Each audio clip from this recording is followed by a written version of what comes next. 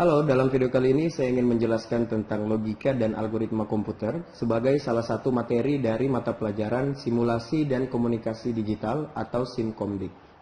Dalam kompetensi dasar 3.1 yaitu menerapkan logika dan algoritma komputer, kita memiliki dua indikator. Indikator yang pertama adalah melaksanakan penulisan algoritma berdasarkan notasi penulisan algoritma. Indikator yang kedua, membuat program sederhana. Untuk tujuan pembelajarannya itu ada 4 poin. Yang pertama, menggambarkan suatu permasalahan berdasarkan logika dengan cermat. Yang kedua, melaksanakan penulisan algoritma berdasarkan notasi penulisan algoritma dengan teliti. Yang ketiga, mengoperasikan software pembuat program dengan baik dan benar. Dan yang terakhir, memodifikasi sebuah masalah dalam bentuk program sederhana dengan mandiri. Kita masuk pada pembahasan mengenai pengertian logika dan algoritma. Pengertian algoritma itu sangat lekat dengan kata logika, yaitu kemampuan seorang manusia untuk berpikir dengan akal tentang suatu permasalahan yang dapat menghasilkan sebuah kebenaran, bisa dibuktikan, dan dapat diterima akal. Logika juga seringkali dihubungkan dengan kecerdasan. Seseorang yang mampu berlogika dengan baik seringkali disebut sebagai pribadi yang cerdas. Poin yang selanjutnya, logika itu identik dengan masuk akal dan penalaran. Penalaran adalah salah satu bentuk pemikiran, di mana pemikiran ini adalah pengetahuan tak langsung yang didasarkan pada pernyataan langsung pemikiran mungkin benar dan mungkin juga tidak benar. Definisi logika itu sangat sederhana, yaitu ilmu yang memberikan prinsip-prinsip yang harus diikuti agar dapat berpikir valid menurut aturan yang berlaku. Poin yang ketiga, logika itu berasal dari bahasa Yunani yaitu logos yang berarti ilmu.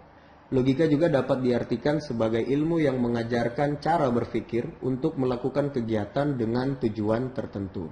Kita masuk pada pembahasan yang selanjutnya yaitu pengertian algoritma.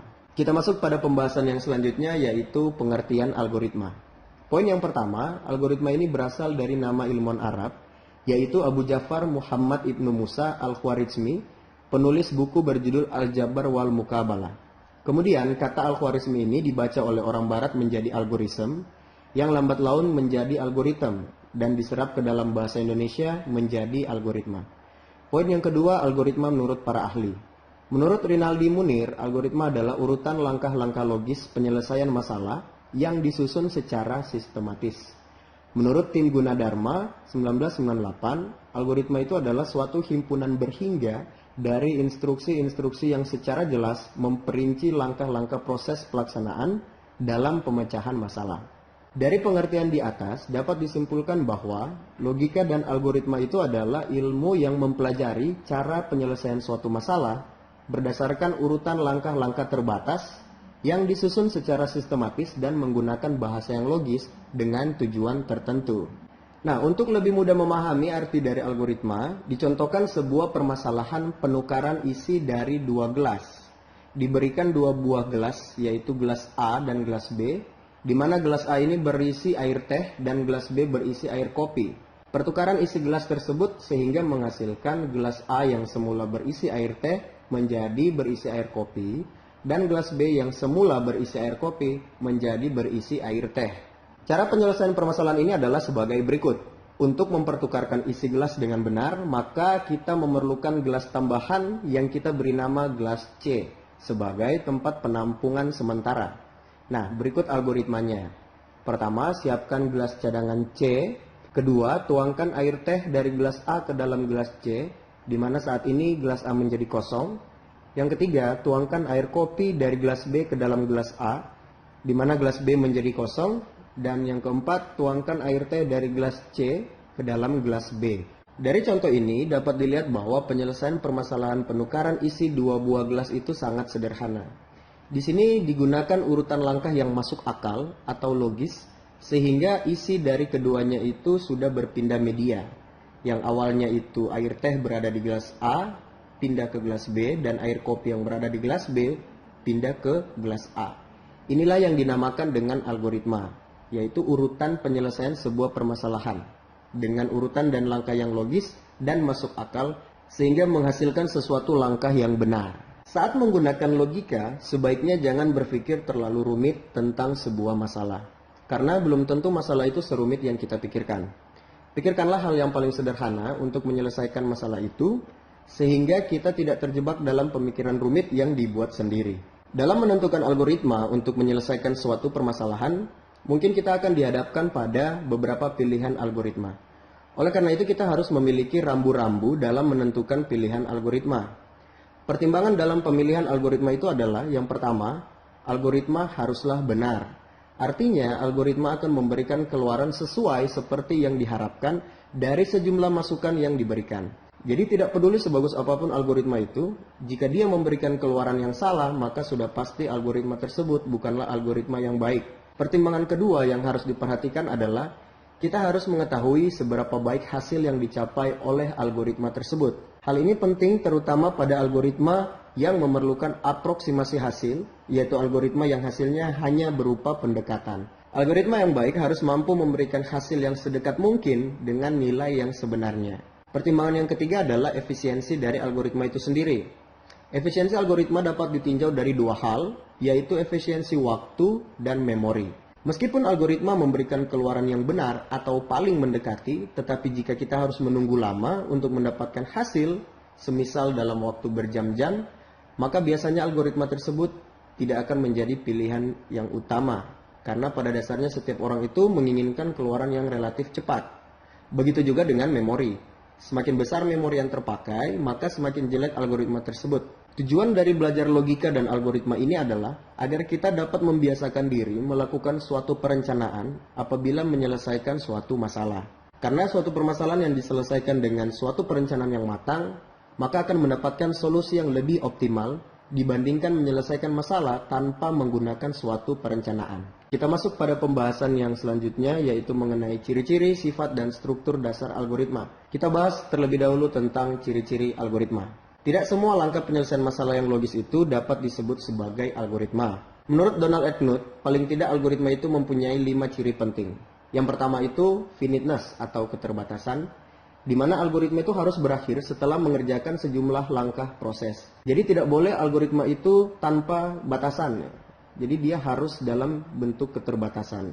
Yang kedua, definiteness atau kepastian, di mana setiap langkah harus didefinisikan secara tepat dan tidak berarti ganda atau ambigu. Yang ketiga, dia harus memiliki input, ya, di mana algoritma itu paling tidak memiliki 0 atau lebih data masukan. Yang keempat, output atau keluaran, di mana algoritma juga harus memiliki 0 atau lebih hasil keluaran. Yang terakhir, effectiveness atau efektivitas, di mana algoritma itu harus efektif, langkah-langkah algoritma itu dikerjakan dalam waktu yang wajar. Nah, selanjutnya sifat dari algoritma itu, yang pertama, dia tidak menggunakan simbol atau sintaks dari suatu bahasa pemrograman tertentu. Yang kedua, dia juga tidak tergantung pada suatu bahasa pemrograman tertentu. Yang ketiga, notasi-notasinya dapat digunakan untuk seluruh bahasa manapun. Dan yang keempat, algoritma dapat digunakan untuk merepresentasikan suatu urutan kejadian secara logis dan dapat diterapkan di semua kejadian sehari-hari. Kita masuk pada pembahasan yang selanjutnya, yaitu struktur dasar algoritma. Yang pertama, ada yang namanya runtunan atau sequence. Nah, sebuah runtunan ini terdiri dari satu atau lebih instruksi, di mana setiap instruksi itu dikerjakan secara berurutan sesuai dengan urutan penulisannya. Yakni sebuah instruksi itu dilaksanakan setelah instruksi sebelumnya sudah selesai dikerjakan. Urutan dari instruksi ini akan menentukan hasil akhir dari suatu algoritma. Bila urutan penulisan berubah, maka mungkin juga hasil akhirnya berubah. Sebagai contoh, perhatikan operasi aritmatika berikut ini. Dalam kurung 4 tambah 3 dikalikan 7 sama dengan 49. Tetapi bila urutan aksinya kita ubah, maka hasil keluarannya akan berbeda. Misalnya, kalau kita ubah 4 ditambah dalam kurung 3 kali 7, itu hasilnya adalah 25. Contoh lain dari runtunan aksi adalah algoritma penukaran dua bilangan bulat. Yaitu yang pertama kita deklarasikan misalnya A, B, dan C sebagai bilangan bulat. Lalu kita masukkan nilai A dan B. Yang ketiga kita masukkan nilai A ke dalam C, yang keempat kita masukkan nilai B ke dalam A, dan yang kelima kita masukkan nilai C ke dalam B. Jadi seperti itulah contoh dari struktur dasar runtunan atau sequence. Kita masuk pada struktur dasar yang selanjutnya, yaitu pemilihan atau selection. Kadangkala terdapat suatu kejadian yang baru akan dikerjakan jika suatu kondisi tertentu telah terpenuhi. Pemilihan yaitu instruksi yang dikerjakan dengan kondisi tertentu, di mana kondisi ini adalah persyaratan yang dapat bernilai benar atau salah. Jadi satu atau beberapa instruksi hanya akan dilaksanakan apabila kondisi bernilai benar. Sebaliknya, apabila salah maka instruksi tidak akan dilaksanakan. Sebagai contoh kasus pemilihan atau selection adalah dalam penentuan bilangan genap atau ganjil seperti berikut ini. Yang pertama, masukkan bilangan sebagai sebuah bilangan bulat. Yang kedua, bagi bilangan dengan angka 2, simpan nilai sisa pembagian dalam variabel sisa. Yang ketiga, jika nilai sisa sama dengan 0, maka kerjakan langkah keempat. Langkah keempat itu adalah tampilkan kata genap ke layar komputer. Yang kelima, jika nilai sisa tidak sama dengan 0, maka kerjakan langkah 6. Di mana langkah 6 ini adalah perintah untuk menampilkan kata ganjil ke dalam layar.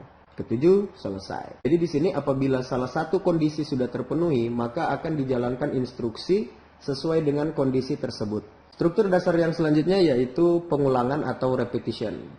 Nah, pengulangan ini merupakan kegiatan mengerjakan sebuah atau sejumlah aksi yang sama sebanyak jumlah yang ditentukan atau sesuai dengan kondisi yang diinginkan. Beberapa statement pengulangan di bahasa pemrograman yaitu for, while, do while, repeat until, for down to do, for to do, dan lain-lain.